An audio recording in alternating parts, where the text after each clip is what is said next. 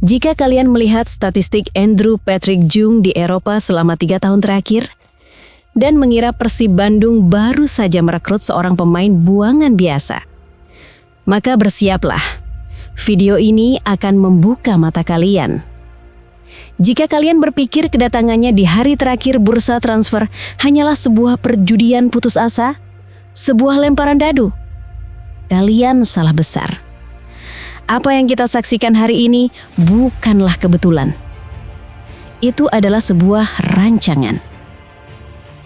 Dalam misi gilanya untuk menancapkan kuku di Super League dan mengaum di pancah Asia, Persib Bandung kini harus menapaki jalan terjal. Mereka butuh ujung tombak, seorang eksekutor. Namun di hadapan mereka berdiri sosok pemain yang statistiknya membingungkan. Namanya Andrew Patrick Jung, striker berusia 28 tahun dengan postur monster 1,92 meter. Tapi lihat statistiknya di 3 musim terakhir di kasta kedua Prancis. Musim 2023-2024 bersama Valenciennes, ia mencatatkan 25 penampilan dan membuahkan 3 gol. Musim 2022-2023 bersama Quevilly Rouen, ia bermain dengan 27 penampilan dan membuahkan 2 gol. Musim 2021-2022 bersama Nancy, ia bermain 31 kali dan mencatatkan 3 gol. Total 83 penampilan, 8 gol. Ini adalah data yang mengerikan. Ini adalah data seorang pemain buangan dari Prancis, seorang pekerja keras yang tugasnya menahan bola, memenangkan duel udara, dan membuka ruang bagi orang lain. Dia bukan pencetak gol. Hati para bobotoh diliputi kecemasan. Pertanyaan itu menggantung di udara. Pemain seperti ini yang akan membawa kita juara? Karena jangankan kalah, imbang saja rasanya impian untuk menjuarai liga akan terasa semakin sulit. Persib tidak butuh sekedar penahan bola. Mereka butuh predator. Dan disinilah letak jebakannya. Untuk memahami apa yang ada di benak pelatih pelontos itu yang rela menampung pemain buangan dari Liga Prancis, kita harus memahami jalan terjal penuh rasa sakit yang telah dilalui sang pemain. Andrew Jung tak berdaya. Selama bertahun-tahun, ia seperti menemui sebuah langit-langit kaca yang tak bisa ia tembus. Dia adalah produk Akademi Stade de Reims, salah satu klub bersejarah Prancis. Tapi di tim utama, dia tenggelam. Hanya 3 penampilan, 0 gol. Dia dijual ke Chatreu di Liga 2 Prancis, mencoba peruntungan kedua. Hasilnya lebih buruk. 9 penampilan, 0 gol. Gagal total. Lalu di musim 2020-2021, sesuatu yang ajaib terjadi. Dia dipinjamkan ke Quevilly Rouen, satu kasta di bawah di divisi 3. Dan di sana, dia meledak. 30 penampilan, 21 gol. Dia bukan hanya membantu timnya promosi, dia menjadi pencetak gol terbanyak. Dia dinobatkan sebagai pemain terbaik musim itu. Musim fenomenal itu adalah katalis, sebuah anomali statistik. Namanya meroket. Klub kasta tertinggi Belgia, KV Oostende, membayarnya seharga 900.000 euro dengan kontrak 4 tahun. Ini adalah puncak karirnya. Dan itu adalah kegagalan total. Dia hanya mencatatkan 3 penampilan untuk klub yang membelinya mahal-mahal. Dia dipinjamkan, dan dipinjamkan lagi, dan dipinjamkan lagi. Dia menjadi prajurit pinjaman. Terjebak dalam siklus neraka, terlempar dari Nancy, kembali ke Quevilly, lalu ke Valenciennes. Ini adalah titik terendah. Perannya berubah total. Klub-klub Liga 2 Prancis itu tidak lagi melihat 21 gol, mereka hanya melihat postur 1,92 meternya. Dia kembali menjadi pekerja keras, dinding pemantul bola. Ketika waktu terus berjalan dan kontraknya di Belgia habis, panik mulai menyusup. Dia pindah ke Yunani, 28 laga, 3 gol. Rasa takut itu merayap. Apakah dia akan selamanya dikenang sebagai one season wonder? Apakah dia akan selamanya menjadi pekerja keras yang terlupakan di kasta kedua Eropa? Sebegitu beratkah?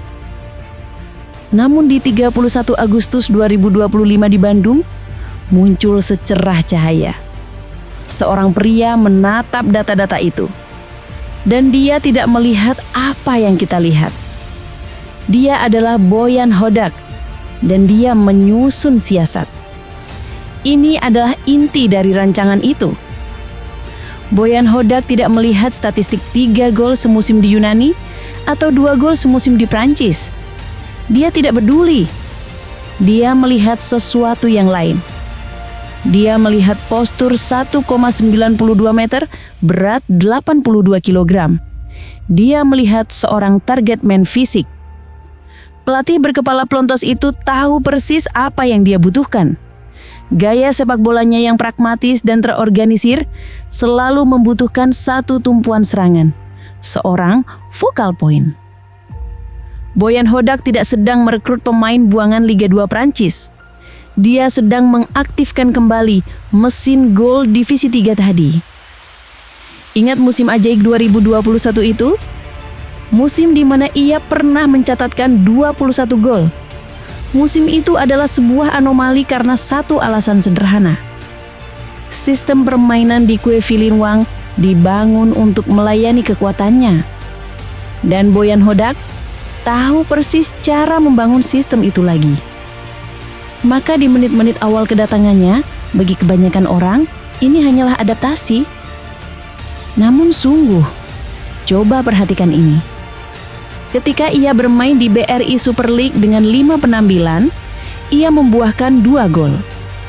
Dan AFC Champions League 2, ia menampilkan 3 penampilan dan membuahkan 2 gol. Total, 4 gol dalam 8 penampilan di semua kompetisi. Bagaimana ceritanya? Seorang pemain yang selama 3 tahun terakhir pacelik gol, seorang pemain yang dicap mentok di Liga 2 Prancis, tiba-tiba begitu subur di Bandung. Bagaimana ceritanya? Karena ia berkembang pesat ketika sistem permainan dibangun untuk melayani kekuatannya. Bojan Hodak tidak memintanya menjadi pekerja keras pemantul bola. Bojan Hodak memintanya menjadi pencetak gol utama. Ini bukan kebetulan. Ini bukan keberuntungan. Ini bukan perjudian. Ini adalah rancangan taktis. Transfer ini pemecah kebuntuan. Gol-gol ini menghancurkan narasi bahwa dia telah habis. Tapi bagi Persib dan para bobotoh, gol-gol itu lebih dari sekedar statistik. Itu adalah gol pembebasan. Gol harapan.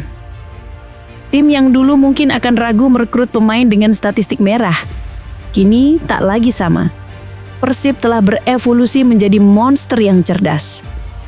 Ini adalah pergeseran karir yang cerdas bagi sang pemain. Dia tahu, agennya Wasserman, salah satu agensi top dunia, juga tahu. Dia beralih dari pekerja keras di kompetisi Eropa menjadi bintang yang diharapkan di Indonesia. Dia datang di usia puncaknya, 28 tahun. Dia datang dengan tubuh yang tahan banting, terbukti mampu bermain 25-30 laga tiap musim. Pemain yang dulu gagal di Belgia, yang dulu dianggap rata-rata di Yunani, kini menemukan rumah di mana dia tidak hanya dibutuhkan, tapi diagungkan. Dia adalah arketipe perfect untuk sang pelatih. Dan ini melampaui taktik. Ini tentang identitas. Karena Persib bukan hanya klub. Persib adalah warisan. Sebuah pusaka yang diturunkan dari ayah ke anak, dari anak ke cucu. Itulah kenapa banyak bobotoh datang ke stadion sambil menggandeng tangan anaknya. Bukan hanya untuk menonton bola, tapi untuk mengenalkan cinta. Di luar stadion, di warung kopi, di warteg-warteg dan emperan jalan, semuanya bersatu. Mereka tidak lagi melihat 3 gol di Valenciennes. Mereka melihat 4 gol dalam 8 laga di Bandung. Mereka melihat seorang raksasa bernomor 90 itu yang siap mengembamikan kejayaan. Maka ingatlah ini, sebuah keluarga menunjukkan kecerdasannya, di mana sebuah rancangan taktis yang brilian akhirnya menemukan eksekutornya yang perfect. Ini bukan tentang klub mana yang paling kaya, bukan tentang siapa yang punya pemain bintang paling mentereng. Ini tentang siapa yang punya visi paling tajam. Dan visi itu kini ada pada Boyan Hodak. Karena tim ini dibangun bukan hanya dengan uang, tapi dengan kecerdasan, strategi, air mata, doa, dan cinta. Maka segala apa yang terjadi kemarin, sekarang mungkin dapat kalian pahami.